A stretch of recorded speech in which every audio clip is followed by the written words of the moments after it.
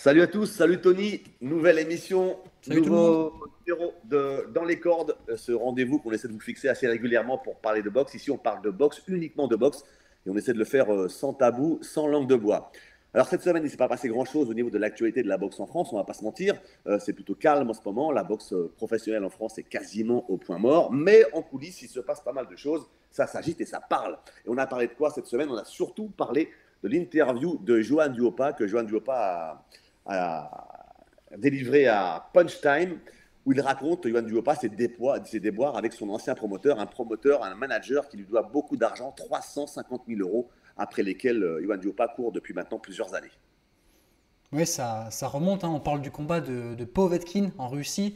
Vous savez, le fameux combat avec les ASICS. On parle aussi du combat de Tony Yoka. Donc ça fait beaucoup d'argent et beaucoup d'années. Johan est remonté. Arnaud, tu l'as dit, le but c'est de faire une émission sans langue de bois, sans tabou. Et bon, on a échangé un petit peu avec nos invités avant en off et on peut vous dire qu'ils sont remontés. Effectivement, il n'y aura ni langue de bois, ni tabou et on va bien se dire les choses. Merci Tony, justement, on vous laisse aller au niveau de la réalisation, faire tout ce qui est technique et technologique. Hein, c'est vous le développeur de tout ce qui Yes. est Punch Time. Et donc, vous allez laisser la place justement à deux invités qui vont nous parler de ce côté obscur de la boxe, des coulisses pas très glorieuses de la boxe en France, puisque l'histoire de Yohan Diopa fait écho à d'autres histoires de boxeurs de mon pays. On pense évidemment à Cédric Vitu, qui court après son argent depuis plusieurs années maintenant. Son promoteur ne lui rend pas les sommes qu'il lui doit. Et donc, ce sont deux garçons qui sont invités aujourd'hui, qui nous ont fait le plaisir et l'honneur de venir à participer à l'émission. Je regarde s'ils sont arrivés, ils sont sur le chemin. Johan Duopa et Cédric Vitu, Salut. ils sont Salut à bien là. tous. Bonjour messieurs. Je vous laisse, bonne émission Alors, les gars. Cédric, vous avez il y a quelques semaines publié un post lourd de sous-entendus sur les réseaux sociaux. C'était à l'occasion de l'enchère remportée par Y12, le promoteur français, sur le combat Nbili Lele Sadio. Y12 a porté une enchère de 880 000 dollars, ce qui a choqué tout le monde par son énormité et par son côté improbable. Et tout de suite, vous avez tenu à mettre les pieds dans le plat en écrivant ce post juste après les enchères. Vous dites, moi, je parie sur un gros bluff alors qu'ils me doivent encore 150 000 euros. En fait, ce message, Cédric, c'est un espèce de signal d'alerte pour dénoncer les mauvais payeurs de la boxe en France et ce qui se déroule en coulisses. Ouais, bah, j'en ai un peu l'expérience. J'en paye encore aujourd'hui les frais. J'ai vu qu'il avait remporté les enchères à 800 et quelques mille euros, alors que moi, on me doit encore l'argent de 2019. Donc, j'ai dit attention, les gars, j'étais obligé d'intervenir. J'ai dit ce combat n'aura pas lieu. Vous verrez bien. Et voilà. Moi, il n'aura pas lieu. Pourquoi, en fait? Bah, parce qu'ils mettent des enchères et ils n'ont pas l'argent. Ou ils l'ont, mais ils attendent de. Je ne sais pas ce qu'ils font. En fait, c'est des escrocs. Voilà. Il y a des escrocs qui entourent la boxe aujourd'hui. Et, et voilà, c'est ce qui a tué la boxe. On ne voit plus de combat, il n'y a plus de télé, il n'y a plus rien parce que des escrocs ont tué la boxe en France. Vous parlez en connaissance de cause, Cédric, parce que vous-même, vous êtes toujours impliqué dans une histoire où vous n'avez pas été payé d'un combat, c'est ça? Mon argent depuis Bercy 2019. Voilà. Le combat contre Michel Soro, et vous n'avez pas été payé de ce combat. Je n'ai pas été payé de ce combat depuis le combat contre Michel Soro, alors que Bercy était rempli. Il y avait tout pour être payé. Et voilà. Voilà. Johan, vous compatissez, vous connaissiez l'histoire de Cédric, mais vous aussi, vous avez été impacté comme ça par cette espèce de réputation de mauvais payeur de beaucoup de promoteurs français. Moi, je travaille avec le même depuis 2014. Ça veut dire qu'il y a il y a un climat de confiance qui s'était installé depuis des années. On dit, il va se passer ci, il va se passer ça, je vais faire ci avec ton argent, je vais faire ça. Tu le crois, le mec. Et le temps passe, il t'arrive des péripéties dans la vie. C'est là où tu as besoin de ton argent. Et c'est là où on ne te rend pas. C'est là où on te doit des centaines de milliers d'euros. Je ne parle pas de dizaines de mille. Je parle de centaines de milliers. On te doit ton changement de vie. Moi, depuis 2021, ils doivent me les envoyer. Je les ai gagnés bien avant, je les ai gagnés depuis le combat de Povetkin en Russie. Aujourd'hui, je suis dans une situation précaire alors que j'ai de l'argent. Il a tout mon oseille. Povetkin, c'était en Russie. Il a négocié toute l'après-midi avec je ne sais plus comment il s'appelait, un milliardaire russe, là. il parle toute la journée en anglais. C'est son taf. Il est mon manager. Ça veut dire qu'il doit négocier le combat, il doit s'occuper des paplards. Et moi, je fais ça, je lui fais confiance. Donc, on signe. Tu vois? Moi, j'ai jamais fait confiance en personne. J'ai toujours fait moi-même. Ouais, mais puisque vous n'êtes pas, entre guillemets, bien encadré, suffisamment accompagné ou bien structuré, parce que vous ne connaissez pas le droit, parce que c'est un métier de connaître le droit, de lire des contrats. Et c'est ça qui manque en France avec les boxeurs, c'est que les boxeurs souvent signent comme ça. Effectivement, vous regardez les chiffres, mais en droit, une virgule, ça peut changer quelque chose. Ouais. Et c'est ce manque d'accompagnement et de connaissances juridiques qui fait que beaucoup de boxeurs français, malheureusement, se retrouvent en grande difficulté parce qu'ils se font abuser, tout simplement. Fait confiance, on se dit que c'est médiatisé, que il y a Canal, il y a tout ça, et que voilà, quoi qu'il arrive, on sera payé. On a confiance, on marche avec le cœur, nous. Nous, il est gentil, il nous fait une bise, il nous tape dans l'épaule, il nous chauffe 2 minutes, c'est bon. Voilà. On a fait de la boxe, comme dirait Rocky, parce qu'on sait ni chanter ni danser, et on était nuls à l'école. Tu me ramènes un contrat, moi je le lis, je comprends rien, moi. Je signe, je regarde que les chiffres. Je signe, on y va. Quoi qu'il arrive, je vais récupérer mon argent. Mais bon, par la violence, par tout ça, on ne sait plus comment faire en fait. C'est pas la bonne technique. Non. Voilà, c'est. En plus de ça, on est des mecs, putain, par réputation, on lâche rien, on est des guerriers. Comment tu peux croire qu'à la fin, tu vas nous entuber et qu'on va rien faire? On va laisser courir ça? Mais non, on lâchera jamais. Tu vas nous avoir comme un boulet ou alors tu vas devoir déménager, changer de pays. Tu vas nous avoir au pied jusqu'à la fin de ta vie. C'est quand même un truc de malade. On ne te lâchera pas. On lâchera pas l'affaire. La meilleure des solutions pour que toi, tu puisses continuer à travailler, c'est de me payer pour que tu puisses être tranquille. C'est de me payer. Tu veux continuer comment dans la boxe après ce que je vais te dire aujourd'hui là? Les gens vont savoir de qui je parle. Comment un boxeur va pouvoir signer avec lui? Avec tout ce qu'on raconte là. Et vous n'êtes pas les seuls. Hein. Vous, c'est des cas extrêmes parce que vous êtes très, très connu et vous avez fréquenté le très très haut niveau, mais ça arrive aussi à petit niveau. Il y a des escroqueries qui se montent ou des mecs pas payés. Là, j'ai un exemple qui me vient en tête. Là, c'était à Monaco. On dit Monaco, c'est bling bling, il y a de l'argent, ça coule à flot. Il y a un boxeur français. C'était même pas un boxeur, c'était un gars qui avait commencé la boxe. On lui a passé à Monaco une licence de boxe professionnelle, un poids lourd. Il monte sur le ring, il finit dans le coma, opéré du cerveau. Le gars, ils l'ont même pas payé. Ouais. Les gens sont à un niveau un manque de scrupules dans ce milieu, c'est effarant dans la boxe. Est-ce que vous avez été naïf? Clairement. On est naïf parce qu'on est gentil, parce qu'on est vrai. Parce qu'on ne ferait jamais à notre pire ennemi ce qu'ils nous font. On fait confiance. On se tape dans les mains, on s'embrasse. Comment tu peux la mettre à l'envers? Nous, quand on fait ça, c'est sincère. Tous les boxeurs, qu'on a du cœur en fait. Moi, je t'attrape, je t'embrasse. Si je t'aime pas, je te serre la main. Et si j'ai pas d'affinité avec toi, je te serre la main. Si je t'aime pas, je te serre même pas la main. Par contre, si je t'attrape, si je t'embrasse, c'est que je suis dans mon cœur. Tu vois. Donc pour toi, je fais n'importe quoi. On en bave depuis qu'on est gosse, bien avant la boxe. On n'a pas une vie de rêve, nous. Tu vois, on s'est battu pour changer nos vies. Et à la fin, voilà, tu parles. Moi, je parlerai pas de menaces parce que je suis assez intelligent et je veux pas que ça se retourne contre moi, mais bien entendu que je comprends quand il dit ça parce qu'on a tout ce qu'il faut pour faire du mal. Qu'est-ce qui nous empêche nous de faire du mal à quelqu'un? On n'a peur de rien. Et bien entendu qu'on essaie de faire confiance à la justice et on compte sur elle. Malheureusement, aujourd'hui, le mal a été fait à la fois ils ont tellement menti, les promoteurs qui avaient des droits télé, tellement menti à leurs diffuseurs en leur promettant des combats de folie, des ceintures de folie, des combats qui n'avaient jamais lieu, en leur mentant sur les budgets, en baratinant sur tout, qu'aujourd'hui, les diffuseurs ne veulent pas s'engager. Qui veut s'engager avec des gens qui ne payent pas les boxeurs? La matière première d'un promoteur, c'est le boxeur. Moi, je peux comprendre que c'est difficile de monter une soirée, c'est très dur d'être promoteur. Voilà. Il y a un contexte économique, vous êtes tous les deux, enfin, Johan, maintenant tu es entrepreneur, tu sais que c'est difficile de monter une affaire. Tu peux avoir des problèmes pour payer, mais pas pour payer les boxeurs.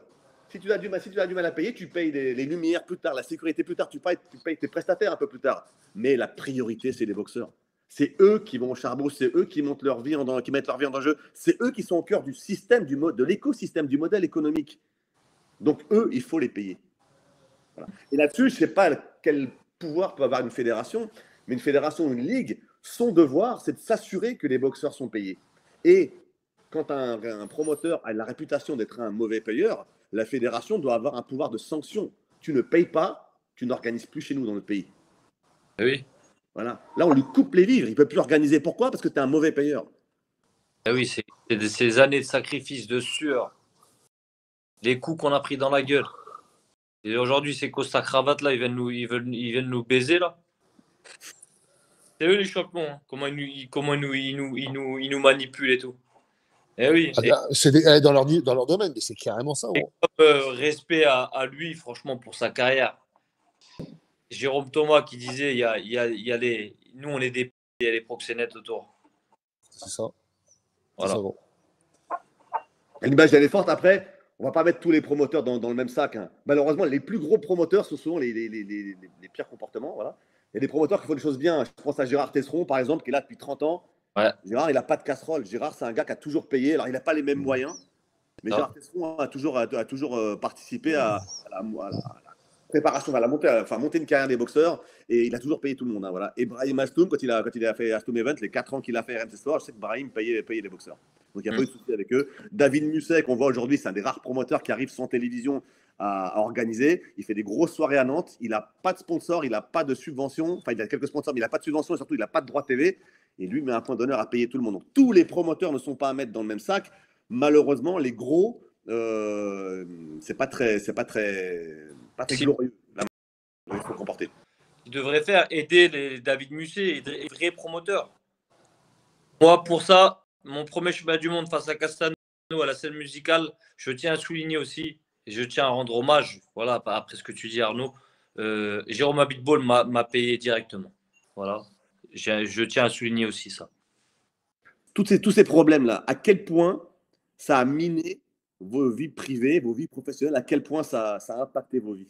Ça a ruiné une partie de ma vie. J'ai gagné de l'oseille, j'en ai cramé. J'ai fait, voilà, j'avais mon ex-femme, on s'est fait plaisir. Je savais que j'avais de l'oseille de côté. Je savais qu'à la fin, j'avais ça. Donc, je me suis dit, tiens, je vais vivre. On a vécu. Ensuite, moi, on me disait, tu ne les récupéreras pas. J'avais des projets. J'avais une maison qui allait se faire bâtir. J'ai payé un architecte. Tout ça, c'est perdu. J'ai acheté un terrain que j'ai revendu. Parce que moi, j'ai divorcé. La maison ne s'est pas faite. Ils ont ruiné une partie de ma vie. Mes enfants, ce que j'aurais peut-être pu avoir, mon dernier, il va avoir 6 ans, j'aurais peut-être pu l'avoir avec moi. Je peux pas. Là, actuellement, je n'ai pas de chez moi. Si, j'ai un chez moi, mais je vis avec ma chérie. On est en location. Je ne mérite pas d'être en location. Je veux mon chez moi. Je veux mon rêve. Je me suis battu pour mon rêve, pour ma maison, pour mon étang derrière, ma paix, ma sérénité, ma tranquillité. Aujourd'hui, il n'y a pas de ce métier, mais moi, je fais ma salle de sport la semaine. Le week-end, je suis en boîte. Je fais la sécu en boîte, moi. Moi, un ancien challenger, je prends la photo avec les gens, ils me reconnaissent, je prends la photo. C'est normal, ça. C'est pas normal. Et en plus, ça vous mine au quotidien. Ça te bouffe la tête. Ça te retourne le cerveau. Tu sais même pas les cauchemars que ça fait. Être sous anxiolytique, c'est pas rien. Hein. C'est pour t'endormir, c'est pour arrêter de cogiter. Hein. Tu fais des ruptures d'anévrisme, des conneries comme ça. Ça a des conséquences sur la santé. Hein. Tu pètes un câble. Hein. Et moi, il est loin. Hein. Il n'est pas à 2 heures. Hein. Il est loin à 1300 km. Ça fait longtemps que ça a été retourné aussi. Hein. Je veux parler comme Cédric, mais ça fait longtemps que ça aurait été retourné. Hein. Parce que là, tu payes pas, tu vas carrément chez les gens. Mais il est loin, quoi. Vous avez un vrai fond d'humanité, vous n'allez pas faire un truc comme ça, c'est pas possible. Mais... Ça va vous porter forcément préjudice à vous, à vos enfants, à votre famille, donc c'est évidemment ce qu'il ne faut pas faire. Parce qu'on a un espoir, Ah, il a un appel. Ils ne se rendent pas compte du mal qu'ils font. Il n'est pas tout seul. En fait, j'avais confiance en lui, j'avais confiance aussi en sa compagne, qui me rassurait, qui m'aimait beaucoup. Je pensais qu'il m'aimait beaucoup, tu vois. Puis bah, aujourd'hui, c'est elle qui me dit, t'es ingrat. Putain, les enflures. T'es ingrat. Aujourd'hui, Yohan, vous êtes dans la précarité? Clairement, ouais. Oui. Clairement, ouais. Il y a ma salle de sport, voilà, c'est une entreprise que je monte. Hein, donc, quand tu connais, hein, il y a quatre salaires à sortir. Hein, tu connais les charges en France. Donc, elle évolue. Alors, j'invite tout le monde à venir dans ma salle. Je vous invite tous. Elle est super belle. J'ai fait un truc super. Tout le monde peut venir. J'invite. Ça évolue dans le bon sens. Mais il faut payer toutes ces charges avant. C'est incroyable tout ce qu'on paye tous les mois en charge. Et on se prend des salaires, mais c'est même pas le SMIC que je gagne tous les mois moi, actuellement. C'est pour ça que je bosse le week-end. J'ai un mec avec un cœur en or qui me fait bosser dans sa boîte au Touquet. Grâce à lui, je peux mettre du beurre dans les épinards. Je bosse, moi, vendredi, samedi, tous les week-ends, je suis là-bas. Je devrais être avec mes enfants. Ben, je les vois l'après-midi, je les couche le soir. Le matin, je dors un peu, je les vois l'après-midi. Parce que le soir, j'y retourne. Ça te tue. J'ai perdu mon frère il y a 1 an à cause de. C'est un bosseur, il est entrepreneur. Il était tellement stressé qu'il en est mort, tellement ça lui prend la tête. Et si ça m'arrive demain, moi, je laisse rien à mes enfants. De tout ce que j'ai fait, je laisse rien. Tout ce que je veux, c'est notre chez nous pour pouvoir leur donner après. C'est même pas pour moi, c'est pour eux. Je veux notre bien-être. Et c'est eux qui ont ça entre leurs mains. Et ce que vous connaissez, vous, ce qu'on vous dit et ce qu'on ne vous dit pas.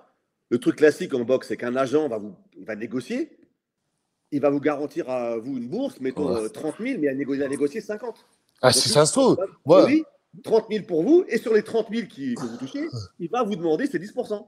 À moi, c'était 20% de Povetkin, et je sais pas ce qu'ils ont dit en bas. Hein. Ils m'ont fait signer pour une somme, la même que Bacolé. Si ça se trouve, c'était pour 1 million. Et puis là, moi, j'en sais rien. Du coup, vu ce qu'il m'a fait, moi, j'avais confiance en lui, mais là, vu ce qu'il m'a fait, mais si ça se trouve, il a touché plus que moi. Ouais. Et est-ce que dans le côté manipulation aussi, parce que ce sont ils savent parler aux gens, ils savent ce que vous voulez entendre en fait pour vous rassurer. Et est-ce que, par exemple, on vous dit non, mais en fait, vous êtes des ingrats. On me l'a dit, moi. Les ingrats, en gros, c'est eux les victimes. On me l'a dit, ouais. Non. Là, t'hallucines. T'hallucines parce que l'ingrat, avec le niveau qu'il a, c'est grâce à ça si tu as pu aller côtoyer les grands champions que même moi, j'ai jamais vus. C'est moi qui méritais d'aller dans l'avion avec toi pour aller voir les gens de la WBC et côtoyer les plus grandes légendes. C'est lui qui est allé en photo avec les Tyson, les Léonard, etc. Il revenait, il affichait ça sur ses réseaux. C'est moi qui devais être à cette place-là. Moi, quand j'ai vu Lennox Lewis, c'est que Lennox Lewis, il te reconnaît parce que tu as combattu Povetkin, il était dans ton coin et tout. Là, toi, tu mérites ça. Toi, tu mérites pas ça.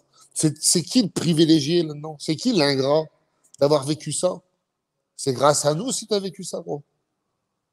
C'est eux les champions en vérité. Cédric, c'est difficile d'avancer quand on a ce sentiment d'injustice, de colère qui est en vous et qui vous anime. Oh, ça me bousille. Regarde, je me réveillé ce matin, j'ai un coca, on dirait que j'ai boxé dans la nuit. Je sais pas ce que j'ai en fait. On dirait c'est un truc de malade.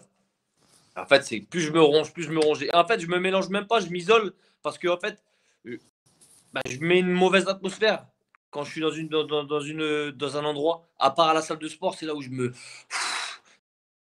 Et en fait, des fois, je vais voir ma mère, je vais voir tout le monde, et je crée une mauvaise. Je m'en vais vite en fait parce que ma mère me dit c'est l'argent, c'est que de l'argent. L'argent, on galère. J'aimerais tant t'aider, j'aimerais tant vous aider à tous. Mais j'ai peur. Il parle de sa mère, ma pauvre mère. Mon pauvre frère, mon défunt frère, m'avait prêté de l'oseille à l'époque. Ma mère a racheté la dette, je dois de l'oseille à ma mère. Ma pauvre mère, elle a 78 ans. Je lui dois de l'argent, moi. C'est moi qui devrais la mettre bien, c'est moi qui devrais lui offrir sa voiture qui tombe en panne, c'est moi qui devrais lui racheter tout ça. Et c'est moi qui c'est ma mère qui m'aide aujourd'hui. Surtout, tout ce qu'elle a, elle me le donne pour m'aider. Et sur la vie, sur sa vie à elle, que je lui rendrai jusqu'au moindre ressenti, mais même plus. On ne mérite pas ça. Bon, on est des bonhommes, frérot, on va pas pleurer. Ah non, on ne pleurera pas, frérot. On pleurera pas. Par contre, bien sûr que non. Par contre, on lâchera rien. On lâchera rien. Tu as vu, comme il dit, ouais, tu fais ta victime hier, il me dit, tu fais ta victime. Je dis, je suis pas une victime, moi. viens, on se voit et tu me devras plus rien. Ça y est, moi, je pète les plombs, en fait. Tu as été au bord de la rupture, ça t'a conduit, tous ces problèmes de combats non payés, ça aurait pu te pousser très très loin dans ce qu'il ne faut pas faire. Genre, est-ce que tu es parti en vrille? Je vous dis, à un moment, à mon- Ah, on n'entend pas. Merde, Lâche pas le son, gros. putain, bizarre. Là, vous m'entendez, là? Ouais. Ouais.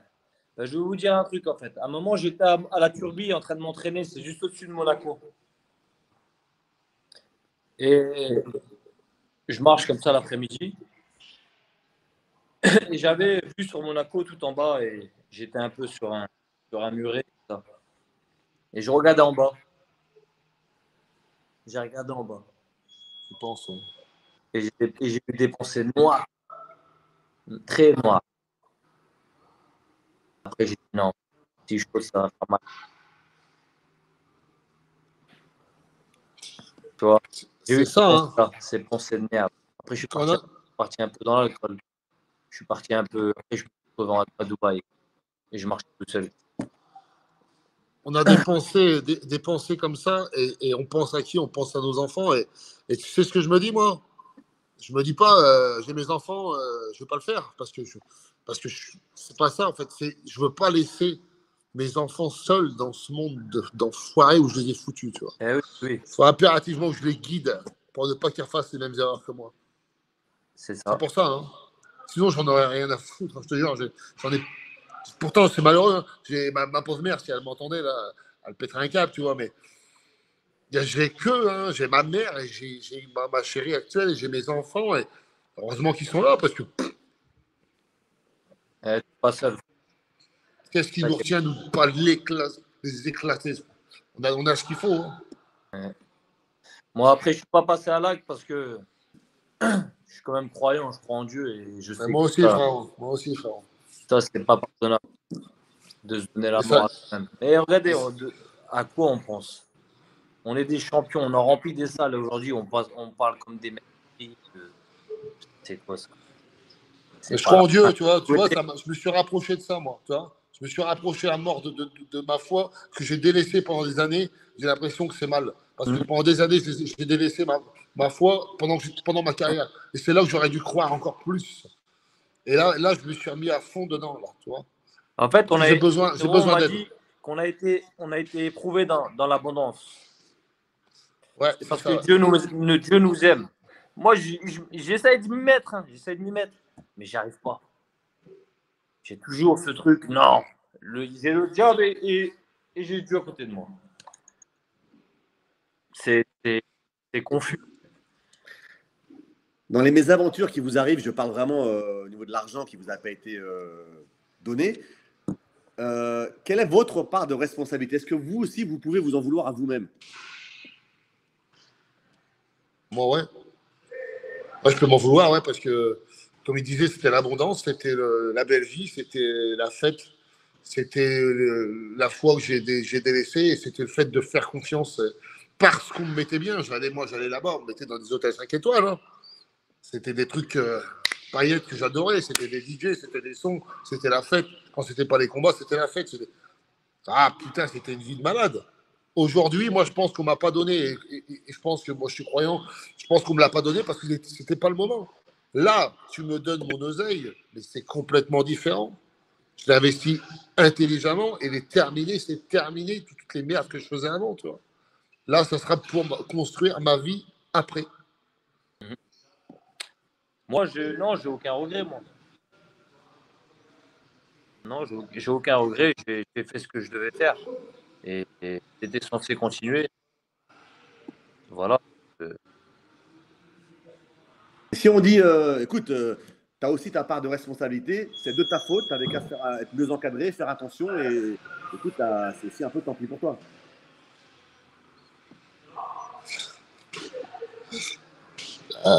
Ouais. Après, là, Quelle faute? Ma faute, c'est d'avoir boxé à Bercy et rempli Bercy? non, c'est l'investissement, c'est la confiance, c'est de pas avoir fait les choses. Voilà, Ouais, non, ouais, c'est ça. Mais non, je regrette rien. J'ai aucune part de responsabilité. J'ai fait mon travail. J'ai juste pas été payé. Ouais, c'est ça. Après qu'on claque dans des jeux, on claque nos bourses dans des casinos, c'est notre problème. J'ai jamais fait ça. Non, mais on a gagné notre oseille, on fait ce qu'on en veut, mais là, on l'a même pas. Ouais. Tu perds tout, tu es dans la rue parce que tu as fait de la merde. Et là, c'est lui qui a fait de la merde avec ton oseille. Ah ouais. Là, c'est. Oui. Non, moi, Dieu merci, j'ai eu mon père qui m'a toujours bien conseillé et m'a montré les boxeurs. Et j'ai toujours été. Moi, j'ai baigné dans la boxe, regardez aujourd'hui encore. C'est ce que je regarde à la télé. Il y a toujours de la boxe dans ma vie, en fait. Et les histoires des boxeurs, en fait. Quand je vois des champions du monde qui ont plus rien, qui ont flambé. J'ai jamais été un grand flambeur. Je me suis fait plaisir dans les voyages, mais je n'ai jamais vécu au-dessus de mes moyens. Pour ne pas finir clochard. Justement, on va finir avec une note sur votre actualité à tous les deux. Cédric, parce qu'on était avec vous là, bon, la boxe, c'est terminé ou pas? Non, c'est pas terminé. J'ai une proposition. C'est un gros événement qui peut se faire. J'attends juste de confirmer et de signer. On va signer. En tout cas, ça me tient à cœur. J'aimerais bien le faire parce que ça me manque. Et dès que je signe, je pars en camp d'entraînement. Comme je dis, qu'on m'enferme, qu'on me ressort juste pour manger et pour m'entraîner. Comme ça pendant 2 mois et après on essaie de faire par la grande porte. Voilà. Bah, ce combat dont vous parlez, on ne va pas dire ce que c'est, mais disons que c'est un combat qui va opposer deux champions de 2 sports différents. C'est ça en boxe? Voilà, non, je peux même en parler parce que voilà, je m'en fous. Moi. Non, mais bon, c'est toutefois, peut-être qu'il ne faut pas trahir les secrets quand ça se passe en coulisses. Voilà, mais ouais. bon, il y a un gros défi, clairement, Ouais. boxe MMA et dans les règles de la boxe. Voilà, c'est déjà Voilà. ceux qui savent lire entre les lignes comprendront. Mmh. Et c'est peut-être le combat que vous attendez depuis 5-6 mois, donc on vous propose depuis 5-6 mois, mais qui a du mal à se monter. Voilà. Et ça pourrait être ça. J'espère que ça va se faire en tout cas. Voilà. Et vous, Johan, alors la boxe est définitivement terminée? J'ai un implant dans l'œil droit, moi. Ça fait partie des séquelles de ma carrière, tu vois. Je ne peux plus boxer, moi. Terminé. J'ai boxé pendant 2 ans avec un œil qui partait en vrille. À la fin, on m'a mis un implant. Je ne peux plus boxer, donc maintenant, c'est la reconversion, c'est ma salle de sport. Punch Fit Academy, Abbeville. Venez tous y faire un tour. Et encore concernant la boxe, hier, tu vois, là, j'ai lu récemment Wilder Ngannou. Imagine si ça se fait. Là, je dirais, putain, si Ngannou, tu vois, je fais partie de son camp. Et je me retrouve dans le coin d'Ngannou contre Wilder. Ça peut être un truc de malade, ça peut être une super revanche et une super histoire, ça, tu vois. Donc, à profiter de ton expérience, évidemment. Ouais, puis Wilder dans son coin, moi, tu vois, j'ai toujours été un des pires adversaires de Wilder. Wilder le disait lui-même. Ouais. Et me voir dans son coin là-bas contre lui, je pense que ça pourrait être sympa. Donc, un appel à Francis, s'il m'écoute, pense-y, si jamais tu dois rencontrer Wilder, moi, dans ton camp d'entraînement et dans ton coin, eh ben, ça sera avec plaisir parce que ça pourrait faire une sacrée revanche. Effectivement, et puis ça a vraiment du sens pour le coup. Et vous avez une très belle salle, Johan, donc bravo pour ce côté entrepreneur. C'est d'autres soucis, hein, mais c'est à la fois passionnant de monter, d'être au début d'une aventure comme ça. On vous souhaite tout le bien possible dans cette nouvelle aventure. Évidemment, de récupérer votre argent, vous et Cédric, évidemment, c'est un autre combat que vous devez mener sur le terrain judiciaire. Toujours se battre. Voilà, il faut toujours se battre. Toujours. Pour les règles, c'est long, dans les règles. C'est difficile. Mais il faut être patient et la justice fera son travail. J'espère pour vous. Merci à vous deux, c'était un plaisir de vous avoir. C'était riche en anecdotes, en émotions aussi, cette émission. Et voilà, je vous invite tous à regarder ça sur Punchtime. N'hésitez pas à partager. On va partager des petits moments aussi qu'on mettra sur les réseaux sociaux. Et c'est toujours un plaisir de partager ces moments-là avec vous, Cédric et Johan. Merci beaucoup. Merci à nous. Oh. C'est lourd, c'est violent, c'est triste, c'est lamentable ce qu'on a entendu là avec Cédric Vitu et Johan Duhaupas. J'espère pour eux que les avocats qu'ils ont pris vont être efficaces, que les recours en justice qu'ils ont entamés tous les deux de leur côté, indépendamment, vont réussir à aboutir sur quelque chose parce qu'il y a beaucoup d'argent en jeu et on peut pas, en fait, encore une fois, on peut pas spolier des gens comme ça, profiter de leur manque de connaissances, de leur manque d'accompagnement. C'est de l'abus de faiblesse. Il y a beaucoup de gens peu scrupuleux dans le milieu qui profitent de cette vulnérabilité des boxeurs qui ne sont pas suffisamment accompagnés et dont on prend comme ça, comme de la chair à canon et sur lesquels on fait de l'argent. C'est juste, il n'y a pas d'autre mot que de dire c'est dégueulasse, quoi. Ouais, j'ai écouté tout ça et comme toi, on finit ça, on est dégoûté. On est dégoûté parce qu'on parle quand même de deux grands champions français. Voilà, c'est deux mecs qui sont dans les meilleurs boxeurs français des 20 dernières années, qui ont fait des grands combats, des championnats du monde. Et on se dit, même à ce niveau-là, on arrive à se faire avoir et on arrive à finir potentiellement dans la précarité. Donc évidemment, on est derrière les deux bon, on est quand même très heureux de pouvoir aujourd'hui en parler, comme on avait déjà commencé avec l'interview de Johan. On espère que les choses vont s'arranger. Moi, très honnêtement, c'est triste, mais je pense que ça va être compliqué. C'est toujours pareil, il faut espérer que les promoteurs, les agents, les managers dont on parle, il faut espérer qu'il ait encore l'argent, parce que même s'il y a une décision demain en la faveur des boxeurs, ils ne pourront pas donner l'argent qu'ils n'ont pas. Et c'est ça qui me fait très peur, donc j'espère vraiment qu'ils seront solvables, hein. C'est le mot, qu'ils gagneront, qu'ils pourront récupérer leur argent. Je veux dire, on ne peut pas ne pas être sensible à ces deux boxeurs. Et là, j'ai l'image en tête de Johan qui nous parle de sa maman. Et c'est dur quand on sait que c'est quelqu'un qui a été fait un championnat du monde à Las Vegas. J'ai l'image de Povetkin en tête où il se fait mettre KO et tout ça finalement pour rien alors qu'il prend des risques en une journée. Enfin, c'est assez incroyable. Ça laisse un peu sans voix. On a presque envie de dire waouh. Ouais. En tout cas, c'est chacun à son petit niveau, le nôtre, le vôtre, à vous aussi, derrière votre écran. Essayons de soutenir comme on peut ces deux combattants et tous les autres d'ailleurs, à la fois Cédric Vitu et Yohan Duopa, un message d'encouragement sur les réseaux sociaux. Il a reçu énormément de messages Yohan Duopa suite à son interview. Et donc, du coup, c'est autant de réconfort, autant de marques d'affection, d'amour même du public pour déjà, lui dire qu'on n'oublie pas ce qu'il a fait, deux, qu'on est là au soutien pour lui. Et la meilleure moyen, dans la région d'Abbeville, là où il est installé, le meilleur moyen de le soutenir, c'est de venir s'inscrire dans sa salle de boxe. Voilà. J'ai récupéré la carte de la Punch Fit Academy. Voilà. Je la mets, je ne sais pas si on voit bien là. Punch Fit Academy. C'est 46 rue Ventose à Abbeville. N'hésitez pas à prendre votre abonnement déjà pour vous mettre en forme, parce que vraiment, il y a 900 mètres carrés, presque 1000 mètres carrés de surface pour faire à la fois du crossfit, du fitness et évidemment de la boxe. Et puis surtout, pour apporter votre soutien à Yohan Duopa. C'est le meilleur moyen de le soutenir pour qu'il puisse continuer à vivre dignement, comme il le mérite, et ne plus peut-être dans le futur à devoir passer tous ses week-ends jusqu'à 6 heures du matin en boîte de nuit, à faire le videur de boîte de nuit. Il n'y a pas de sous-métier évidemment, hein, c'est presque noble comme métier, mais quand on a son palmarès et son vécu, on ne devrait pas faire des choses comme ça. En parlez-en, relayez l'info, partagez tout ce que vous pouvez. Alors certes, c'est vrai que les titres, ils ont été gagnés, ceux-là, ils resteront, ce sont des grands champions. Mais honnêtement, si vous comparez à d'autres sports aujourd'hui, c'est quand même triste que quelque chose comme ça puisse arriver, que personne n'en parle. Je fais allusion aux grands médias qui ne parlent pas de ces situations-là. Donc chacun à notre manière, essayons de montrer que nous, on a entendu cette histoire, que nous, on trouve que c'est scandaleux et qu'on va faire tout ce qu'on peut, tous ensemble, pour au moins en faire parler et que l'affaire avance.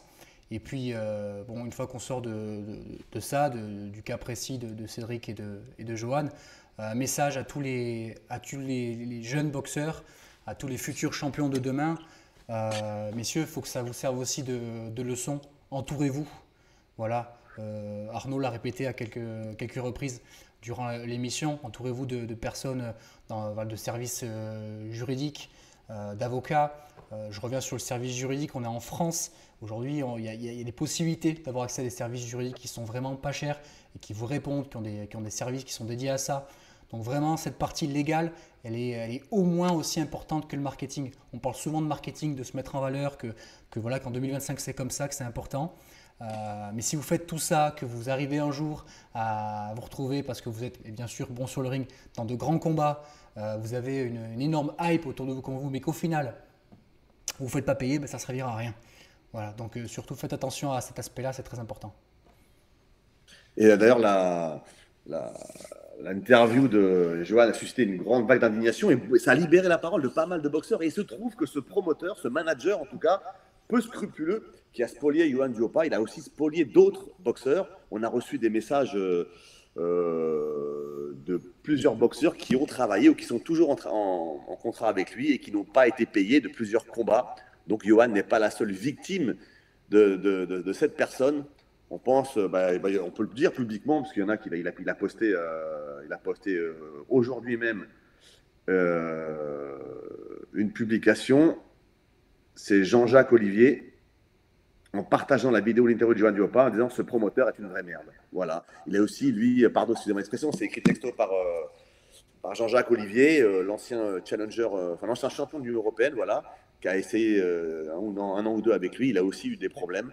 Pareil pour Hélène Mécaled, qui est en contrat avec lui, qui a fait une petite vidéo aussi de soutien à Johan Duhaupas, expliquant aussi qu'elle allait passer par la voie juridique et attaquer avec des avocats pour récupérer les sommes dues. Donc voilà, important que la parole se libère, ne pas avoir honte de ce qui s'est passé, et surtout, entourez-vous de gens qui connaissent le monde des affaires et le monde juridique. Très important. On ne peut pas faire de l'entre-soi à chaque fois dans la boxe, parce que c'est trop facile pour certains grands manipulateurs de profiter de la vulnérabilité des boxeurs. Donc, extrême vigilance à tout le monde et surtout libérer la parole, expliquer. Et plus les gens vont savoir ça, plus ces gens-là, plus scrupuleux, vont se taper la honte, leur réputation va être ternie et ils ne pourront plus travailler. Ouais, et aussi, petit mot, tu l'as glissé durant l'émission, sur la fédération. Peut-être que voilà, c'est une réflexion à avoir aussi en interne. Comment on peut s'assurer que les boxeurs soient payés et que ce genre de scénario n'arrive plus. Je pense qu'il y a peut-être des choses aussi à faire au niveau fédéral. Alors, c'est Christian Billy qui l'expliquait dans une émission, je ne sais plus laquelle, le fonctionnement de la boxe au Canada. Et lui, il habite au Québec. Bon, même s'il a déménagé à Dubaï récemment, il reste quand même licencié au Canada et au Québec. Et alors, il expliquait que la fédération canadienne consigne les bourses 5 jours avant le combat. En gros, un promoteur qui organise une soirée, il est obligé de donner toutes les sommes, toutes les bourses des boxeurs, les virer, toutes ces bourses, à la fédération canadienne pour être sûr que l'argent est consigné et bloqué. Et à la fin de la soirée, la fédération canadienne elle-même rétribue après les boxeurs. Donc c'est une garantie et peut-être qu'on gagnerait en France à faire ce système pour ne plus que les boxeurs se fassent rouler dans la farine comme c'est trop souvent le cas. Donc c'est peut-être une des solutions et c'est vrai que peut-être la Ligue professionnelle de boxe qui n'existe plus vraiment renaisse de ses cendres et utilise un moyen comme ça pour aider juridiquement les boxeurs professionnels, parce que c'est ce que font toutes les ligues professionnelles des autres sports, que ce soit au handball, au basket, au cyclisme, à l'athlétisme. À chaque fois, il y a des conseils juridiques, des services juridiques qui accompagnent les sportifs. C'est vraiment aussi le but, l'un des objectifs d'une ligue professionnelle digne de ce nom. Exactement. Bon, ben, en tout cas, c'était passionnant. On est passé par toutes les émotions. C'était vraiment passionnant. Donc, on espère que vous avez apprécié cette émission derrière votre écran. On en refera d'autres, voilà, qui sont hors actu boxe au sens ring, le sport en lui-même, et peut-être plus des émissions aussi, voilà, sur les coulisses. On en fera plus souvent. Et je vois que Arnaud, tu as à la main un livre. Et je te Oui, laisse j'en dire deux mots profite là-dessus. pour présenter ce livre qui vient de sortir cette semaine, un livre consacré à Alain Vastine. Ça s'appelle Les combats d'un père, écrit par Thibaut Geffrotin, publié par l'édition de la City.